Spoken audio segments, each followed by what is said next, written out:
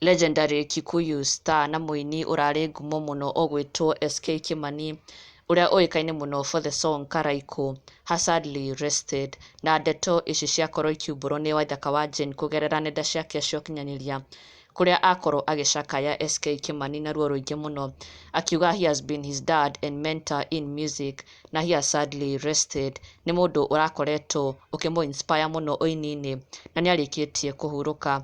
Na Waithaka wa Jane akiuga it is indeed a sad Saturday for him and also to the entire family ya SK Kimani and also the music fraternity at large. Nĩ morĩrwo nĩ njamba ya mwanya mũno ũini-inĩ. Na Waithaka wa Jane penned this akiuga, it's a sad Saturday morning for me to inform you the demise of my dad and my mentor in music SK Kimani, #Kiraiko, #Mwendwa Julia, #Lucy Niwendete Raha and many more hit songs. Let's be together with the family in this sad moment. Rest in peace daddy. Na agĩkorwo agĩcare mbica ĩno ya rĩrĩa erĩga gũkorwo manyitanĩire na aini and some other Kikuyu celebrities gũkorwo magĩcerera SK Kimani and also family yake.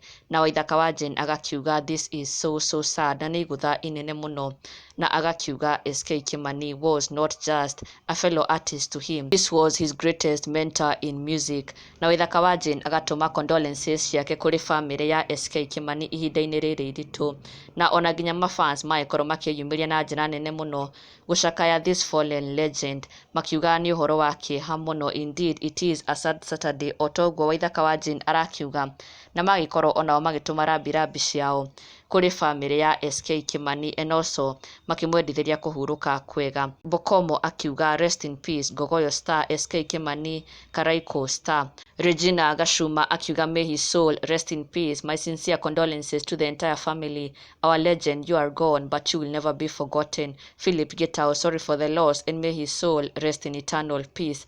Onake Wanjiru akiuga peace be with you and your family at large, may the legend rest well. Shiwangash, rest in peace SK Kimani, my condolences to you and the family of SK. It is well, to live is Christ and to die is gain, na may he rest in eternal peace.